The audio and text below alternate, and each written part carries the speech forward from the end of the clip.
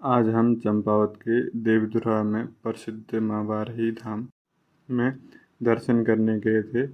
आज मैं बताऊंगा यहाँ की कुछ रहस्यमयी चीज़ों के बारे में जो बहुत ही पौराणिक हैं, द्वापर युग से प्रचलित कथाएं हैं। इसमें सबसे पहले हम माँ वाराही के मुख्य धाम में माँ के दर्शन करने आए थे। फिर यहाँ से हम दर्शन करके माँ की परिक्रमा करके नीचे की ओर बढ़े।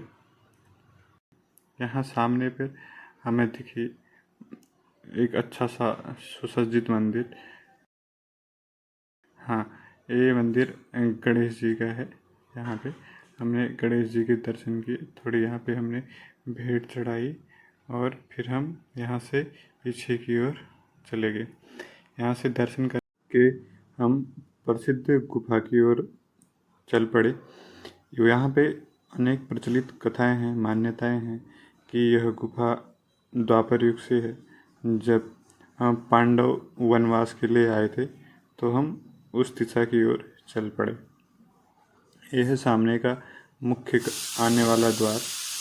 यहाँ पे हमने थोड़ी इसकी तस्वीरें ली। उसके बाद हम यहाँ गुफा की ओर चल पड़े। यहाँ हमें बड़े बड़े मंदिर की घंटियाँ दिखी जो बहुत ही विशालकाय थी और हम फिर धीरे धीरे नीचे की ओर बढ़ चले। यहाँ पे भी एक बहुत विशाल घंटी देखी हमने। हम फिर धीरे धीरे अगल बगल में बहुत सारी छोटी छोटी घंटियाँ थी और जो सामने मुख्य द्वार पे थी बड़ी बड़ी घंटियाँ टांगी गई थी। यहाँ पर अनेक प्रचलित कथाएं हैं। आज हम उन कथाओं के बारे में बताएंगे, उन प्रचलित कहानियों के बारे में बताएंगे। ये भी सबसे बड़ी घंटी है। यहाँ से मैंने कहीं सुना था जो मंदिर की घंटी की आवाज़ है वो मन को नियंत्रित करती है। तो थोड़ी देर के लिए मैं वहाँ पे उसको सुनने के लिए रुक गया। फिर मैं धीरे से आगे की ओर बढ़े और पीछे से हमारे पुजारी जी भी आगे थे जो हमारा इंतज़ार कर रहे थे। वो हमको ही देख रहे थे कि ये आएंगे। और यहाँ पे जो सामने आपको ये दिख रहा है, यहाँ पे पहले नर बलि दी जाती थी, फिर बाद में उसको बंद करा दिया गया। फिर उसको 7 बकरियाँ की बलि दी जाती थी इस जगह पे जहाँ पे अभी हम हैं। और यहाँ से अंदर की ओर गुफा है जिस पे हम जाएंगे और इसको गर्भ गुफा बोलते हैं। और यहाँ पे द्वारपाल खड़े रहते हैं। ऐसी पुरानी मान्यताएं थी कि यहाँ पे द्वारपाल खड़े रहते थे। एक छोटी सी गुफा है ये, इसके जो भयंकर पत्थरों से मिलकर बनी हुई है। हम अंदर गए।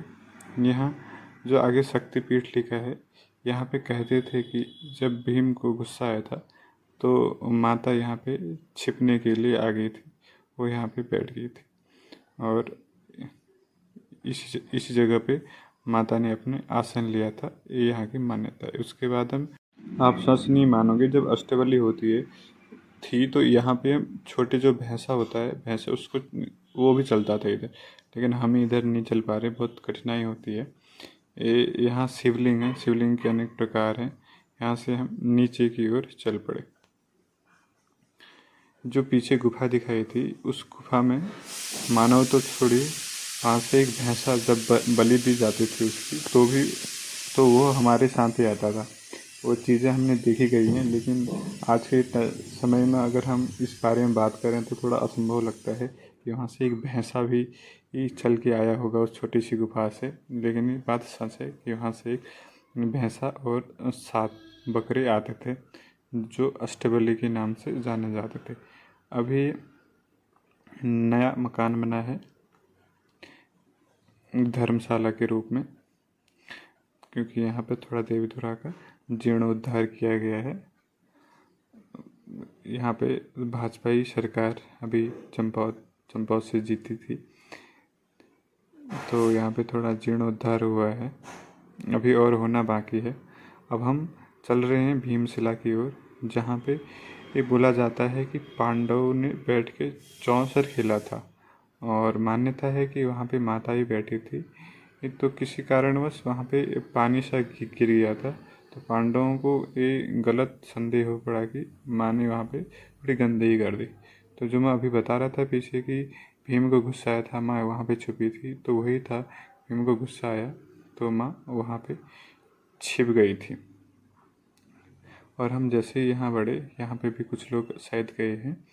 उसके बाद हम यहाँ गए और यहाँ पे जो आपको छोटा सा पत्थर दिखा है, ये भीम ने अपनी 5 अंगुलियों से उठा के रखा है। यहाँ पे मान्यता है ये पत्थर 1 2 3 4 5, ये पत्थर यहाँ पे क्यों रखा है, क्योंकि भीम को जब गुस्सा आया कि माता ने यहाँ पे गंदगी कर दी, ये अब अखंडित हो गया, खंडित हो चुका है ये पत्थर, तो भीम ने अपनी गदा से इस पत्थर को काट दिया था।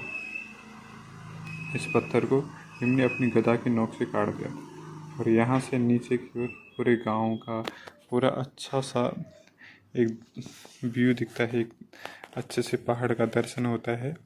ये बहुत अच्छी जगह है, जब कभी भी आओ तो भीमशिला ज़रूर आना। यहाँ से आपको सुंदर नज़ारा, एक पहाड़ का, एक उत्तराखंड का एक बहुत प्राकृतिक दर्शन करने को मिल सकता है। यहाँ देवदार के अधिक वृक्ष हैं, लेकिन नीचे की ओर चीड़ के ज़्यादा वृक्ष पाए जाते हैं। यह एक विशालकाय पत्थर है। अब ये देखिए, यहाँ पे मैं आपको दिखाता हूँ, भीम ने अपनी गदा की नोक से इस पत्थर को चीर दिया था, ऐसा मान्यता है।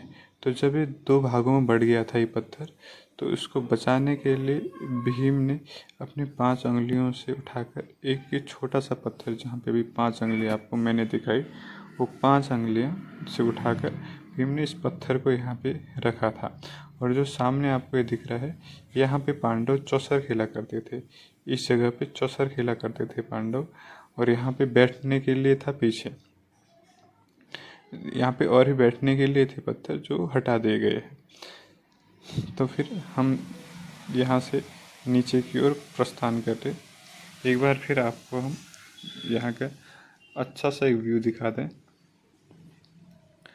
यहाँ पे देवीधुरा में काफ़ी, अब मैं आपको एक ऐसी चीज़ दिखाता हूँ जिससे शायद आप भी सोचने पड़ जाएंगे कि ये कैसे पॉसिबल है।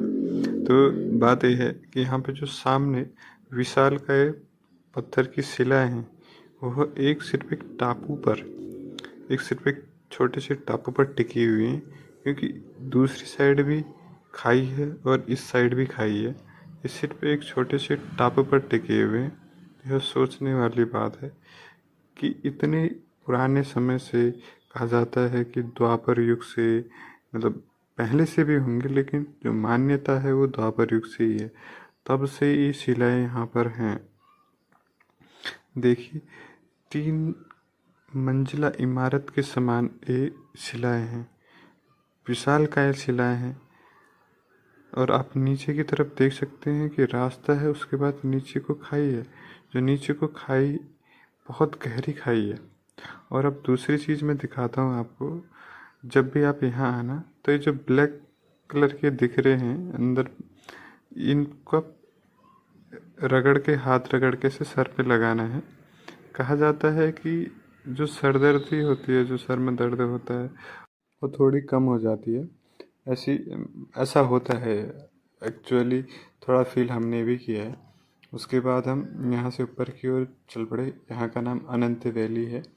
और यहाँ से हम ऊपर की ओर चल पड़े। यहाँ भी छोटी सी गुफा है। इतनी छोटी सी गुफा में इतना बड़ा जो भैंसा काटते थे पहले यहाँ, वो भी चल के आता था। अब मैं आपको आगे दिखाता हूँ। यहाँ पे जो पीछे की साइड है, यहाँ पे पहले बोले जाते हैं कि जो सामने का ये प्लेस है, यहाँ पे नरबली, एक बच्चे को काटा जाता था हर वर्ष काटा जाता था। उसके बाद यहाँ पे 7 बकरियाँ काटते थे। अब वो भी बंद हो गया। और आपको एक पीछे का नज़ारा और दिखाना भूल गया। यहाँ पे पुराना प्राचीन हवन कुंड है। अब फिर हम मुख्य द्वार की ओर चल पड़े। यहाँ पे साइड में देवदार के वृक्ष हैं, छोटी घंटी घड़ियाल टंगी हुई हैं और बड़ी बड़ी घंटियाँ भी टंगी हुई हैं। इस मंदिर का बहुत अच्छा जीर्णोद्धार हो गया है। उत्तराखंड सरकार का हृदय से आभार। उन्होंने इस मंदिर का जीर्णोद्धार करवाया। यहाँ पे बहुत अच्छा अब अनुभव होता है, और पहले भी होता था, लेकिन अब देखने में थोड़ा बहुत अच्छा लगता है। और यहाँ पे अभी भी मंदिर का जीर्णोद्धार का काम चल रहा है अभी भी। और आज के लिए बस इतना ही। धन्यवाद। जय माँ वाराही, जय भगवती।